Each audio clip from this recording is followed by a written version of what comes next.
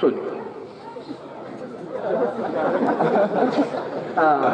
عثمان آپ نے ایک لفظ ذرا زیادہ بہت مشہور ہے، پیران پیر عبد القادر جیلانی کا، معلوم ہے؟ ہاں، دستگیر، دستگیر بہت مشہور ہے، اور لوگ بھی کیا ہیں، بہت سے لوگ دستگیر رکھے ہوئے بھی ہیں۔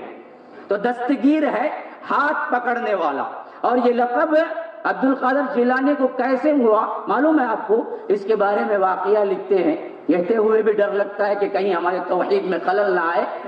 مکاری دیکھو، بولتے ہوئے بھی ڈر لگتا ہے ہماری توحید میں خلل نہ آ جائے، جھوٹ بولتے وقت نہیں ڈر لگتا واقعہ سنانے میں۔ یہ اچھا، یہ کون سا فلسفہ ہے کہ کوئی کفریہ واقعہ آپ نے سنایا تو آپ کی توحید میں خلل آ جائے؟ تو قرآن نے کفار و مشرکین کے بھی جو ہے کفر کے عقائد بیان کیے، ان کی کفر کی باتیں بیان کی، ان کے کفر کے جملوں کو نقل کیا، تو کیا معاذ اللہ کی رسول کی توحید میں فرق آ گیا پڑھ کر؟ آپ قرآن پڑھ رہے تو آپ کی توحید، یہ کون سے جاہل کے بچے نے لایا؟ اب کعبے میں 365 بت رہتے تھے، اور حضور ان بتوں کے درمیان ہونے کے باوجود کعبۃ اللہ میں جا کے نماز پڑھتے تھے، تو نہ حضور کی نماز میں فرق آتا تھا نہ توحید میں فرق آ جاتا تھا۔ تو کفر کا اگر واقعہ آپ سنا رہے تو توحید میں بھی خلل نہ آ جائے۔ ابے جھوٹ ہے مکارو، تم نے جھوٹ میں تو اپنے باپ ابلیس کو بھی اتنا پیچھے چھوڑ دیا کہ جب تم تقریر کرتے ہو تو تمہارا باپ اسٹیج پر آ کے بیٹھ جاتا ہے جلسے میں، اور دانت میں انگلی دبا کے دیکھ کے کہتا میرے بیٹے اتنی ترقی کر لی، اتنی ترقی تو میں نے بھی نہیں کیا تھا میرے بچوں، کیا ترقی کی تم نے جھوٹ بولنے میں؟ حد ہوتی ہے، منبر رسول بولتے ہو اس کو تم، دینی جلسہ بول کے جھوٹ بولتے ہو، شرم نہیں آتی تم کو؟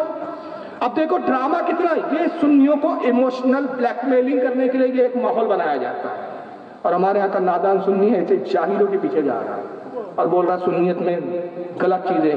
ابے جس فرقے میں غوث اعظم ہو وہ فرقہ کیسے غلط ہو سکتا ہے؟ جس جماعت میں قریب نواز ہو جماعت کیسے غلط ہو سکتی ہے؟ جس جماعت میں امام اعظم ابو حنیفہ ہو، امام احمد ابن حنبل جس جماعت میں ہو، امام شافعی امام مالک ہو، وہ جماعت کیسے غلط ہو سکتی ہے؟ جن کے ولی نہیں، کتب نہیں، ابدال نہیں، کتابیں نہیں، حدیث نہیں، کچھ نہیں، جن کے جھوٹ کے سوا کچھ نہیں، پیدائش سے لے کر موت تک سوائے جھوٹ کے کچھ نہیں بولتا جو فرقہ، اس کو صحیح بولتے ہو تم، صرف اس لیے کہ کعبے میں قبضہ کر لیا انہوں نے۔ تو ابو جہل کا بھی قبضہ تھا، ابو لہب کا بھی تھا، کعبۃ اللہ میں قبضہ کرنے سے کوئی حق پر نہیں ہو جاتا ہے۔ سن لیجیے خلیل الرحمان، ان کو بھی سنیے، یہ بھی اسی جماعت کے، ایک ہی پارٹی کے سب BJP۔ ایک کتاب ہے، میں حیران ہوتا ہوں، انڈیا میں چھپی، اہل حدیث کی دعوت کے دو پہلو ہیں۔ اہل حدیث کی دعوت، ایک پہلو یہ ہے کہ لوگوں بندگی صرف اللہ کی، جھوٹ مت بولو، اہل حدیث کی دعوت کا یہ پہلو نہیں ہے صرف بندگی اللہ کی، اہل حدیث کی دعوت کے دو پہلو ہیں۔ جھوٹ بولو بھاگ جاؤ، کتاب دکھانے کے بولو تو کبھی کتاب نہ دکھا، دو پہلو یہی ہے تمہارے، ورنہ ماؤ کے دودھ پیو تو فاروق رضوی للکار رہا ہے تمہیں، زندہ ہو تم اور میں بھی زندہ ہوں، جب تک زندہ ہو تو میں للکارتا رہوں گا، مرنے کے بعد بھی قوم کہیں گی فاروق رضوی مر گیا، یا یہ پہلے مرے گا، موت تو سب کو آنا ہے بھائی، نہ میں ہمیشہ زندہ رہوں گا نہ یہ، ہاں ان کا باپ ابلیس قیامت تک رہے گا، ہمیں بھی تو اور اس کو بھی مرنا ہے، جس کی بھی موت پہلے ہے اللہ ہی بہتر جانتا ہے کس کی موت پہلے ہے، لیکن دنیا یہ یاد کریں گے کہ فاروق رضوی مرتے مرتے تک للکار گیا، مگر ان کی جماعت میں کوئی مرد پیدا ہی نہیں ہوا، سب نامردوں کی جماعت تھی، کبھی نہیں بیٹھے گے سامنے۔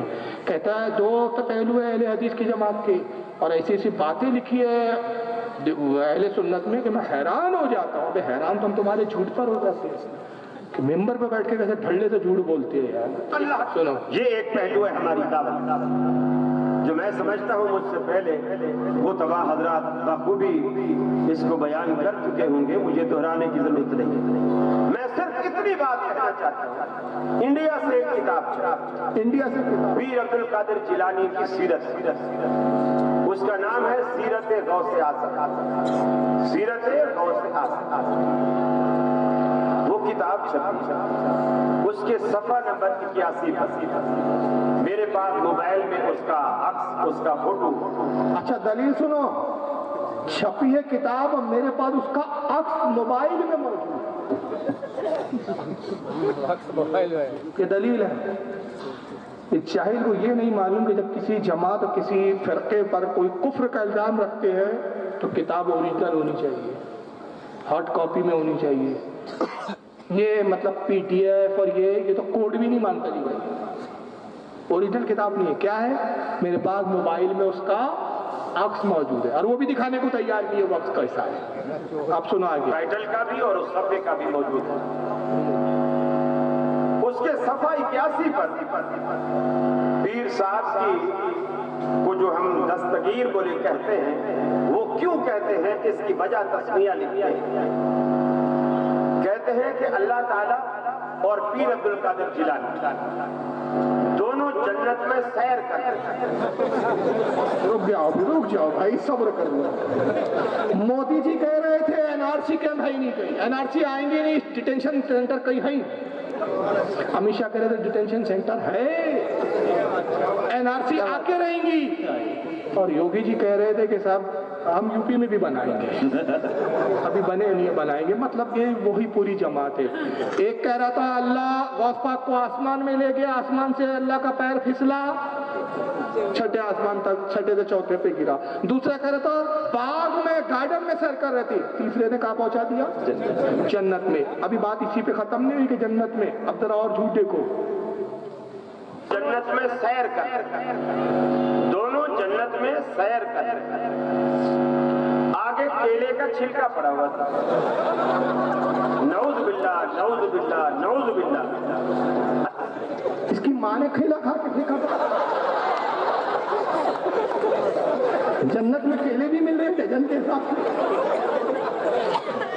شرم و غیرت نہیں ہے ان کو، بے شرم کہو، بے حیا، بدترین کافر ہوئے زمین کے تم. ابے ابو جہل بھی اتنا جھوٹ نہیں بولتا تھا، ابو لہب نے بھی اتنا جھوٹ نہیں بولا.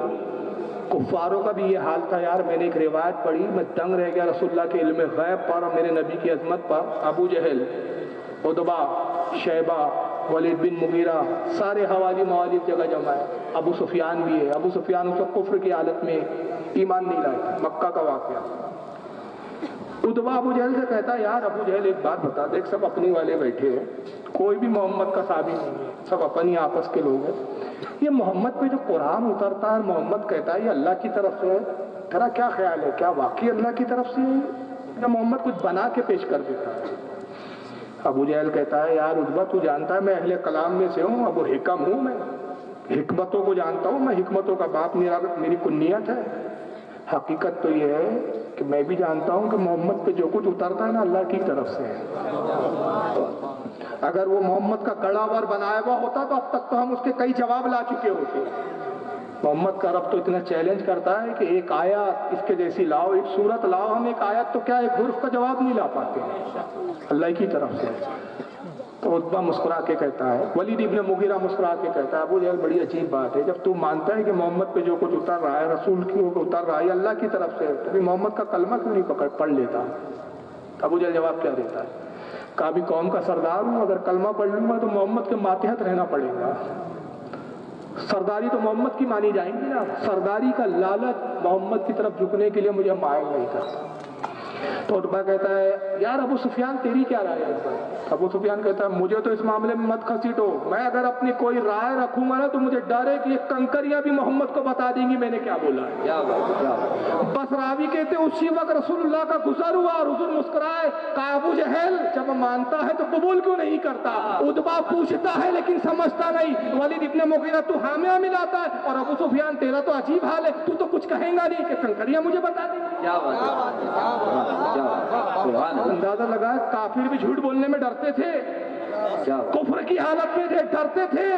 سچ بول رہا ہے ابو جہل، جھوٹا ہے ابو جہل ہے، مگر اپنے یاروں کی مجلس میں تو اقرار تو کر رہا ہے محمد پہ جو اترتا ہے سچ اترتا ہے. عتبہ بھی اقرار کر رہا ہے. ابو سفیان کو ڈر ہے کہ اگر میں نے کوئی رائے دے دی، اگر جھوٹ بھی بولا تو یہ سچائی کنکریاں بتا دیں گی. یہ کفاروں کا حال تھا. تم کتنے بدترین کافر ہو، منبر پہ بیٹھ کے جھوٹ بولتے ہو تم، اور لیبل اہل حدیث لگا رکھا ہے تم. خدمت دین بولتے ہو تم اس کو، ہماری جماعت حق ہے بولتے ہو تم. تمہاری حقانیت کا یہ حال کہ تمہاری ماں نے اتنے غیرت کا دودھ نہیں پلایا کہ تم ایک کتاب کا مطالبہ ہمارا پورا کر سکو، دکھا دو. اور جب نہیں دکھا سکتے، اگر تم نے قوم کو فریب دینے کے لیے جھوٹ جذبات میں بول دیا ہے تو اتنے منوس اور اتنے دلیدر ہو تم کہ توبہ کی توفیق بھی تم سے سلب کر لی گئی ہے. کہ تم اس کفر سے اور اس جھوٹے سے توبہ بھی کرنا تمہیں گوارا نہیں، اور خدا کی قسم یہ نہیں کریں گے، کیونکہ ان کا باپ ابو جہل توبہ نہیں کیا تو یہ کیا کریں گے؟ توبہ کی توفیق بھی اہل سنت کا نصیب ہے۔ یہی وجہ ہے اعلیٰ حضرت فاضل بریلوی فرماتے ہیں کہ اہل سنت کا جنت میں جانا واجب ہے، اس لیے اللہ نے اس جماعت پر یہ فضل و کرم رکھا کہ اس جماعت کا کوئی گناہ گار سے گناہ گار شخص اگر گناہ بھی کر لے، اللہ اس وقت تک اس دنیا سے اس کو نہیں لے جاتا جب تک توبہ کی توفیق عطا نہ فرمائے۔